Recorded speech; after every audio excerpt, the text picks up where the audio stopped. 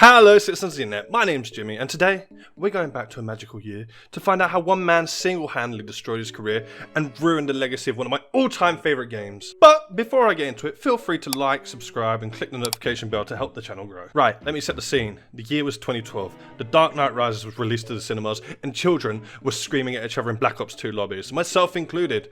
I did better than your whole team, kid. What are you talking about? Shut your cocksucker and go suck your dick. You're mad, kid. You're mad. You're mad. You mad? You got your ass. The world was about to end, and PewDiePie was playing Amnesia. Damn, you guys ever just go back and watch those videos? That's some good shit right there. Anyway, things were good. Things were happy. Then one day, I heard rumors of a better way to game. PC gaming. Gaming PCs. So incredible that they were rumored to be able to render Mario hyper-realistically with blood coming from his eyes. And I knew I needed one. So, like many 13-year-olds who have no form of income, I did the only logical thing and I asked my parents to buy me one. Then, on my birthday, I woke up to a little box, and inside was a red HP Pavilion G6, the greatest gaming laptop ever built with 6GB of RAM, 750GB of storage, and an incredible Intel HD graphics card. And you know what? To this day, it's probably one of the best gifts I've ever got. And the reason it was so good is simply because it was actually so bad at playing regular games that I found a deep love for indie games. And let me tell you, 2012 was ripe with indie games. There was Journey that literally won a BAFTA. Slender the 8 Pages, a game that pretty much every YouTuber and their mum played back then. Hotline Miami, which was one of the first games that really taught me the true meaning of pain and what an incredible soundtrack was. And then there was something special. Something that was and probably still is in my top 10 games I've ever played. That game is Fez. Now, Fez is a game about this little dude, Gomez, and it starts out with him sleeping, which I can relate to. I sleep, we've got that in common, which immediately made me feel attached to the little guy. And, you know, he was just vibing in this cute little two-dimensional town where everyone's just cute and everything is square, and everyone's sort of mean towards cubes. Except this old guy who sends you on a quick trip through the multiverse, then the multiverse gives you a Fez.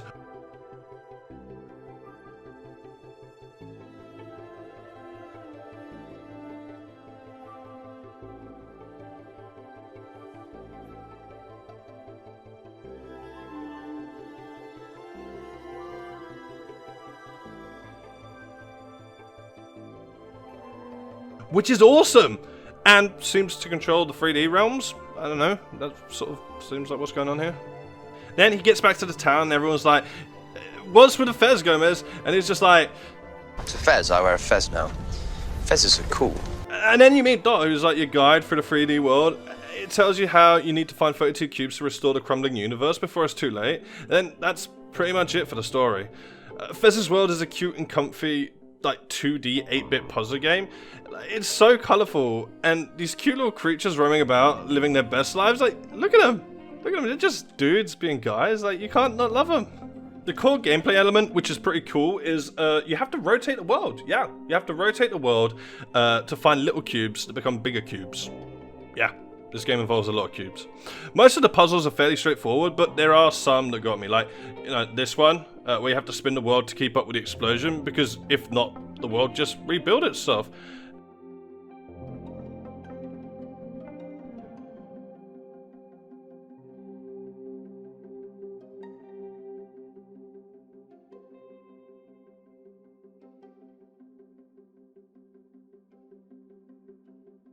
And I think I actually kind of, like, I don't know, did it in an unintended way, but still, once I figured out what I had to do, it's pretty cool. There's also these weird glyphs in the game, which at first I thought were just random scribbles, but it actually turns out that they are a language in the game created by the developer, and if you try hard enough, which I didn't because I'm lazy, you can actually translate them all, which, I mean, is pretty cool, if you want to spend the time doing it. This game to me was incredible in my small 13-year-old brain. It was so colourful and vibrant, and it just made me happy. It was just one of those things that made me happy when I was younger. And I was so excited for a sequel. But, tragically, that will never happen. And here's why. Fez was a game created by Phil Fish, Renard Bedard, I hope I said that right, and Rich Vreeland. And At first, everything was awesome. Fez sold over 1 million copies on the Xbox 360 and the PC alone in its first year. Amazing critical acclaim with an 88 rating on Metascore and 6.9 user score. Now, obviously, that may lead you to ask, well, Jimmy, why is the user score so low if the game was such a success? Well, it's a simple tale of ego, Twitter, and man babies. And it all started when Phil Fish started using Twitter. See, Phil had some interesting outlooks on gaming and YouTube and had a very short fuse. Any small amount of criticism would send him spiraling into outbursts, which would turn him into a bit of a meme in the gaming community. He even says Japanese games suck and need to upgrade their technology, which was, I thought, a bit ironic coming from a man that created a 2D platformer in 2012. He also was one of the stars of the Indie Game the Movie. Indie Game the Movie. There you go. He was a star of the movie Indie Game the Movie. Yeah. Anyway, which explores the struggle of indie game developers.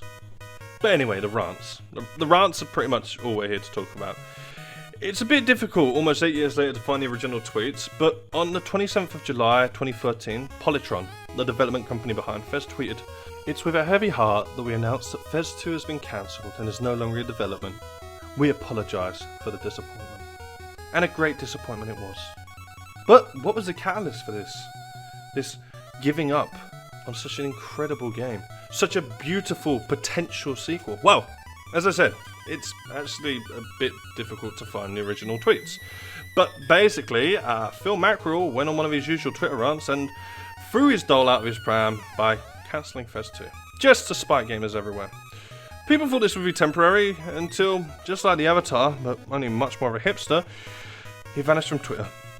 To return just over a year later, something that inspired hope in my young, naive self. After several more run-ins with Twitter mobs, such as on the 18th of June 2014, when, like some outraged, tyrannical, communist dictator, Phil Trout went on another Twitter rant saying, "Ad revenue should be shared with developers. This should be built into YouTube. Anything else is basically piracy," which generated a lot of backlash, obviously. He followed that tweet up with, "If you generate money from putting my content on your channel, you owe me money. Simple as that." And you know what? YouTubers took that personally. Many calling him out on YouTube, some half agreeing, and others just calling him a petulant man-child. Or on August 18th of the same year when he went on about Gamergate, which was my absolute favourite part of the internet history, because it led to the creation of Bully Hunters. Do you remember that? Remember that ridiculous concept? Good times. Good times. Anyway, ever since that fateful day, Fez has been cancelled. Any glimmer of hope I had that maybe one day we'll see another Fez game is long gone. There will always be a small piece of me missing. A small cubed hole that only Gomez could fill. Ever since, I've been looking for the one. The indie game that will fill the void created by Phil Flounders. His inability to accept criticism. I know this story is 8 years old now, but I replayed Fez recently and it just felt like I should talk about it. It's such a sad thing to see such an incredible game just ruined by the actions of its creator. And I know it's not the first time it's happened in the gaming community, but when it's a game I just have so much nostalgia for, you know, it sucks to see. Anyway, once again, thank you all for watching. I love you all.